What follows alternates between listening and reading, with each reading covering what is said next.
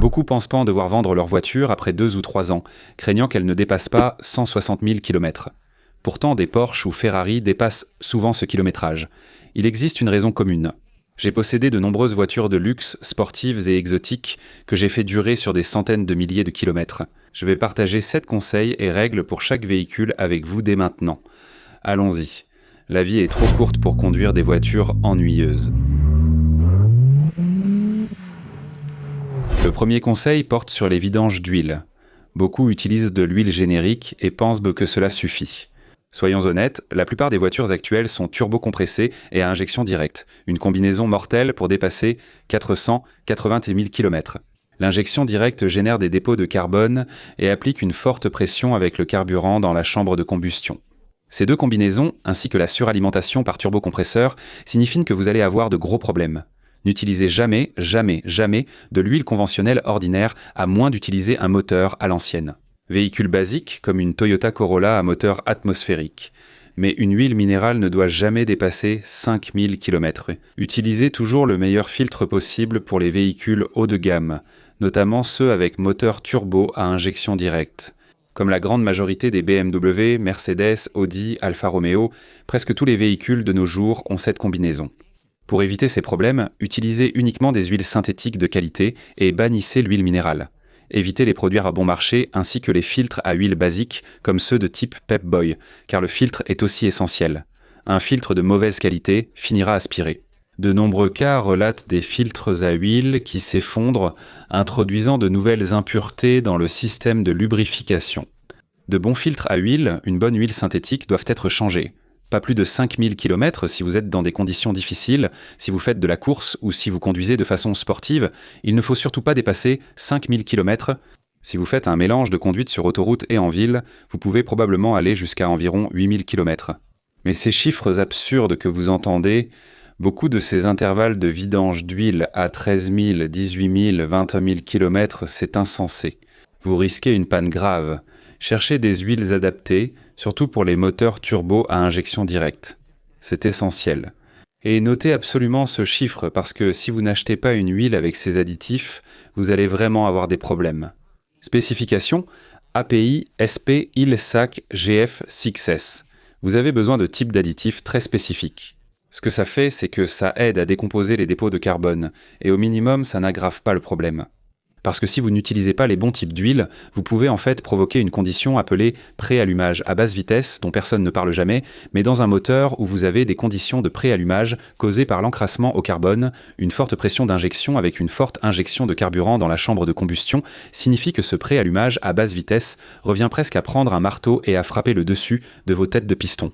À terme, cela finira par percer un trou ou écailler le dessus des têtes de piston. C'est un moyen sûr de réduire la durée de vie de votre moteur. Utilisez les huiles et additifs adaptés pour assurer la longévité de votre véhicule. Oubliez l'huile bon marché. Privilégiez des produits haut de gamme avec les bons additifs.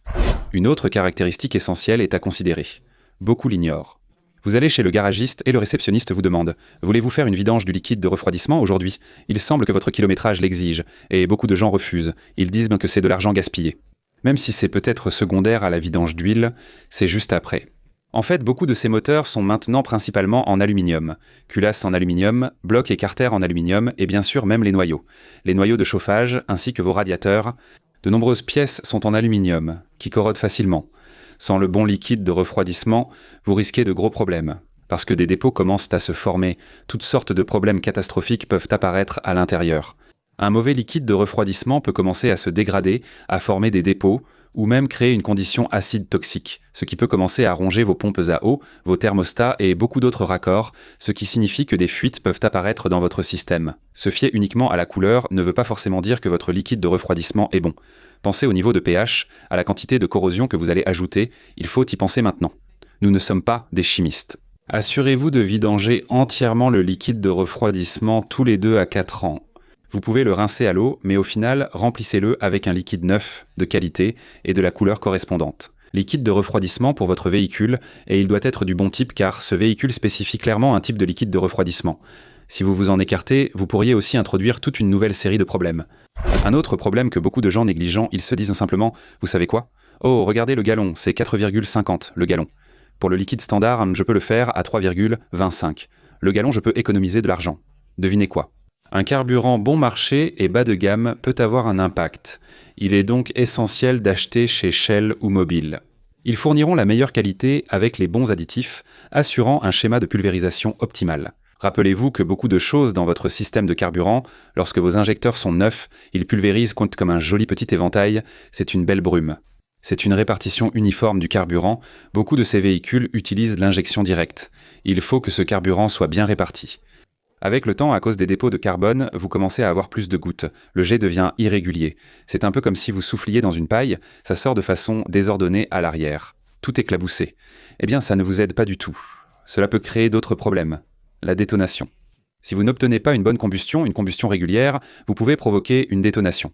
Ce qui, encore une fois, revient à marteler la tête du piston. Donc, vous voulez vous assurer d'obtenir une combustion régulière, une répartition uniforme. Utilisez un carburant de qualité avec l'indice d'octane adapté à votre moteur. Pas besoin de carburant de compétition, mais choisissez-en un bien filtré. C'est un autre sujet à traiter. Suivez absolument le manuel du propriétaire pour les filtres à carburant. Beaucoup de gens oublient de changer les filtres à carburant. Gardez un filtre à carburant propre en place. Respectez les instructions du fabricant, utilisez un carburant de qualité d'une station fiable et restez constant. L'utilisation de carburant de mauvaise qualité pendant un certain temps peut maintenant causer des problèmes avec votre injection de carburant. Rappelez-vous, chaque injecteur de carburant sur de nombreux moteurs modernes à injection directe peut coûter jusqu'à 1000 ou 1500 $ l'unité. Beaucoup de ces moteurs à 4 ou 6 cylindres peuvent coûter 5 à 10 000 $ pour une remise à neuf. Si vous avez abîmé vos injecteurs, ne gaspillez pas votre argent, mettez simplement le bon carburant dès le départ. Merci beaucoup à tous les nouveaux membres qui soutiennent la chaîne. Si vous voulez votre propre emoji, la priorité, des questions et un aperçu d'une nouvelle vidéo, ou si vous voulez simplement soutenir la chaîne, assurez-vous de cliquer là-dessous. Cliquez sur ce lien. Il va tout faire pour vous. Merci encore à tous. Un autre problème que les gens rencontrent. Beaucoup de propriétaires de BMW doivent nettoyer leur moteur avec des coquilles de noix, car l'injection directe crée du carbone derrière les soupapes et dans le collecteur d'admission. En accumulant du carbone, vous rencontrez plus de problèmes, comme le LPSI, un mauvais flux d'air et une baisse des performances moteurs. Personne ne veut ça, cela devient un point d'entretien. Mais il existe un produit efficace que j'ai vu qui aide à réduire l'encrassement des injecteurs de carburant. Cela améliore les performances, l'économie de carburant et réduit le besoin de nettoyage aux coquilles de noix, tout en maintenant le moteur en meilleur état. C'est un produit appelé PEA, ou en d'autres termes, polyéthéramine. Maintenant, ajouter un additif comme celui-ci de temps en temps aide certainement à la stabilité des températures de combustion. Cela permet encore une fois de maintenir la fiabilité de vos injecteurs de carburant. Ce que je répète, ces injecteurs de carburant ne sont pas bon marché, et les pompes à carburant non plus. L'injection directe de carburant est coûteuse et nécessite un bon carburant ainsi que les bons additifs pour bien fonctionner. Nous avons aussi évoqué de nombreux moteurs, y compris anciens. Les stabilisateurs de carburant sont utiles car les carburants modernes contiennent plus d'alcool. Et cela aide ces moteurs à continuer de bien fonctionner, surtout lorsqu'il fait extrêmement froid. Utiliser un bon stabilisateur de carburant peut aussi potentiellement aider les moteurs à durer beaucoup plus longtemps. Un démarrage plus propre, un ralenti plus régulier et encore une fois, une température de combustion plus stable et constante. Une autre chose que malheureusement beaucoup trop de gens négligent, c'est leur filtre à air ici. Prenez ceci par exemple. Oh, j'ai failli m'évanouir, oui. En d'autres termes, si vous avez un filtre bouché comme celui-ci, votre moteur ne va pas bien respirer. Il va commencer à surchauffer, comme je commence à surchauffer, il va commencer à peiner. Il n'obtiendra pas non plus le bon mélange d'air et de carburant, il va probablement s'appauvrir, et cela va créer encore plus de problèmes de conduite. Un ralenti élevé, une mauvaise conduite, une surconsommation ou une baisse de performance peuvent finir par étouffer le moteur. Étouffer le moteur provoque juste trop de carburant, de carbone et plus de problèmes que prévu. Donc en d'autres termes, pour que votre moteur dure longtemps, utilisez des filtres à air d'origine de qualité. N'optez pas pour ces filtres bon marché de mauvaise qualité avec un pli sur deux, préférez ceux que vous obtenez auprès du constructeur ou des équipementiers d'origine. Je ne recommande pas vraiment ces filtres imbibés d'huile, vous voyez, ceux du fabricant où l'on vaporise de l'huile. Après plusieurs années d'utilisation, le concessionnaire m'a montré les résultats. J'ai eu de la poussière dans le moteur, elle passait à travers le filtre à air. Utilisez un filtre à air de qualité, changez-le régulièrement, et je recommande de le remplacer à chaque vidange sur 2. Surtout si vous conduisez par forte chaleur, dans des environnements très poussiéreux comme le désert, ou dans des conditions extrêmes, voire en course. Vous faites passer beaucoup plus d'air à travers le système, beaucoup plus d'insectes, beaucoup plus de saleté, beaucoup plus de contaminants. Remplacez votre filtre tous les 3 vidanges ou à chaque vidange en conditions difficiles. C'est une assurance peu coûteuse. Changez absolument votre filtre à air, sinon vous allez certainement réduire la durée de vie de ce moteur. La prochaine règle de base, c'est de penser sérieusement à changer votre liquide de transmission. Tout le monde dit de nos jours, vous savez, sans entretien ou que c'est scellé. BMW est un exemple classique pour ça. Il y a beaucoup de constructeurs, en ce moment, qui disent que vous n'avez pas besoin d'y toucher pendant toute la durée de vie du véhicule. Qu'est-ce que ça veut dire ?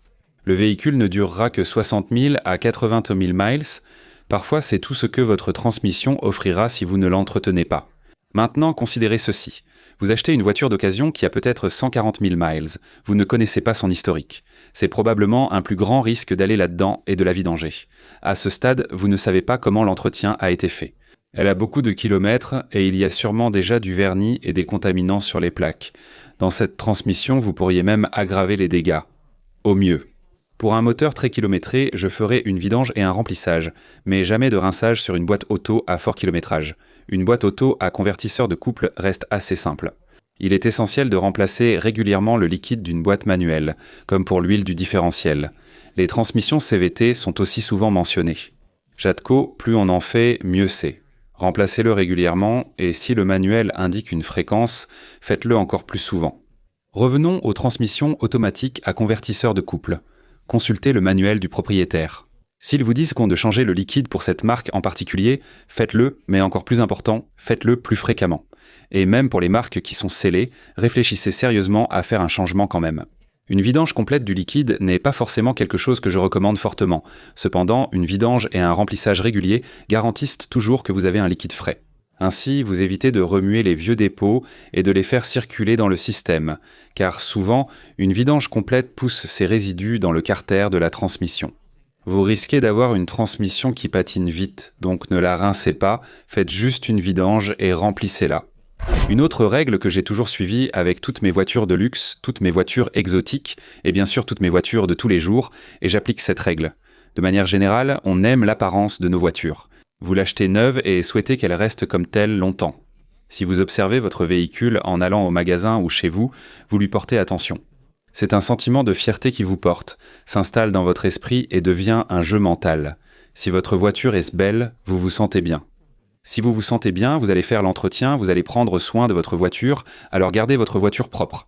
Pourquoi pas ? Surtout dans beaucoup de ces États et provinces où ils utilisent beaucoup de sel, de sodium, de chlorure, de sodium, tout ça. Ils mettent du sel sur les routes. Ça va sous le châssis et ça commence à tout ronger. L'usure des freins, vous commencez à voir le châssis, la carrosserie, tout commence à se corroder. Donc garder cette voiture propre est la meilleure façon de la faire durer longtemps sur la route. Dès qu'il y a un petit éclat, retouchez-le, car c'est un point où la rouille peut commencer à apparaître. Si vous avez une rayure, retouchez-la parce que ça peut commencer à rouiller.